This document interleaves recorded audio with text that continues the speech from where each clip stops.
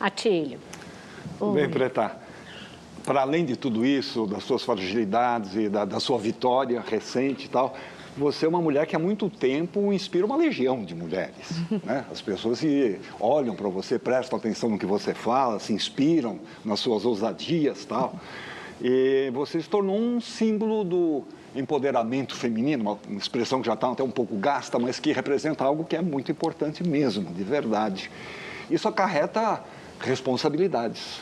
Serás eternamente responsável por aquilo que conquistares, né? Antoine de Saint-Exupéry.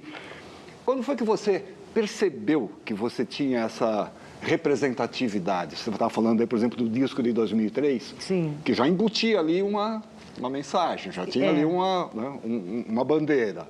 Que cuidados você toma na sua vida com relação a isso? Então, ali em 2003, quando eu fiz aquele disco, eu costumo dizer que eu era pretinha no país da Tropicália. Não tem Alice no País das Maravilhas, eu era pretinha no país da Tropicália. Eu achava que eu estava sendo super, como diria minha tia Betânia, avante. Que eu estava sendo, sabe, assim, moderna, que eu estava fazendo uma coisa super artística. Na época, quem fez aquela capa comigo foi o Fernando Zarif, meu grande amigo, artista plástico, e a Vânia Toledo, que é uma fotógrafa que eu amo o trabalho dela até hoje, justamente por ela ter sido uma fotógrafa de registrar muitos nus, né? E eu não fui para fazer aquela foto nua proposital, eu estava, inclusive, de roupa na casa da Vânia, fazendo as fotos, mas eu olhei e falei, ai, não, achei careta para um primeiro disco, eu pedi para ficar nua, ela falou, claro, fica nua. E eu fiquei, fiz, e foi um rebuliço.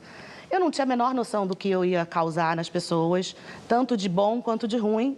Eu não fiz essa matemática, não fiz esse cálculo, não calculei risco nenhum. Eu somente fui, e fui pela minha vontade artística de querer. Depois, conforme foram vindo tanto as coisas boas quanto as ruins, né, as críticas, aos poucos, essas pessoas que não sabiam elaborar ao certo como elas tinham gostado daquela minha atitude ou como elas tinham visto o meu corpo, elas começaram a surgir. Ali, aqui, uma comunidade no Orkut, eu lembro que tinha uma comunidade, tinha que odiava Preta Gil, mas tinha que amava Preta Gil também. Isso sempre existiu e sempre existirá, pelo que eu já compreendi da minha existência. E aí eu comecei a ler depoimentos e relatos de mulheres, de pessoas, obrigada, você me ajudou, eu não...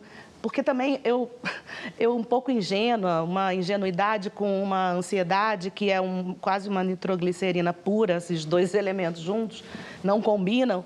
Eu também me expus muito naquela época porque eu falava muito, eu falava de uma maneira diferente. Primeiro eu tinha menos idade, menos maturidade e uma ansiedade. E eu achava que realmente jornalistas eram meus amigos, como eram, né? Eu tinha tantos amigos dos meus pais, da minha família. E aí eu lembro que quando eu lancei o álbum, eu também dei uma entrevista para a revista Trip na época, que eu falava abertamente sobre a minha bissexualidade, sobre meus desejos. E era uma coisa assim que até hoje, quando eu leio a entrevista, me choca, assim, porque o Fernando Luna, que foi o jornalista da época, ele também não tirou os palavrões que eu falei. Então era palavrão para tudo que é lado. Então eu dei um pouco de material assim, para... Na época, antes de vivenciar isso, eu falava para as pessoas caretas, né? Porque era um pouco o que eu ouvia em casa, né? O que eu ouvia na minha família. E não é só sobre caretice, é sobre uma sociedade que é conservadora mesmo e que não quer ver corpos gordos, desnudos ou fora do padrão se mostrando, não quer ouvir uma preta, uma mulher negra, gorda, livre, falando sobre sua sexualidade. Isso tudo eu fui entendendo, vivendo. Mas isso faz com que você se policie um pouco mais hoje ou não? Não, eu acho que não me policio, não. Ao contrário, assim, eu quero cada vez mais me entender, me compreender para me revelar. Mas primeiro eu preciso me entender, me compreender, né? Antes era aquela coisa para fora, querendo mostrar, ferozmente falando, e eu entendi que não era assim que a banda ia tocar. Sim. Eu precisava vivenciar, me transformar, E hoje, na minha plenitude, assim, eu consigo ser muito e falar abertamente sobre tudo que eu penso e sinto. Perfeito. Então, com isso, a gente fecha